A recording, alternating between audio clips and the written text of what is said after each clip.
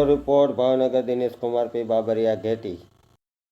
નમસ્કાર દર્શક મિત્રો, આપ જોઈ રહ્યા છો IHRPC ન્યૂઝ। હું છું સોલંકી દર્શના। ગઢડા તાલુકાના માંડવધાર ગામે પશ્ચિમ દિશાએ સર્વા નંબર 326 બે પૈકી એકમાં 1 હેક્ટર વિસ્તારમાં રાતના સમયે અલગ અલગ જગ્યા પર અનામી વ્યક્તિ દ્વારા સિમેન્ટના બેલા નાખી 1 હેક્ટર વિસ્તારમાં દબાણ કરવામાં આવ્યું હતું। બોટાદ જિલ્લા વિકાસ અધિકારીશ્રીના માર્ગદર્શન હેઠળ ગઢડા તાલુકા વિકાસ અધિકારી શ્રી AA વાળાની ઉપસ્થિતિમાં દબાણ હટાવવામાં આવ્યું હતું। ગ્રામ્ય પંચાયત દ્વારા કામગીરી સમયે સ્થળ પર તાલુકા પંચાયતના વિસ્તરણ અધિકારી શ્રી હરદેવસિંહ ગોહિલ અને ગઢડા પોલીસ સ્ટેશનનો સ્ટાફ હાજર રહ્યો હતો।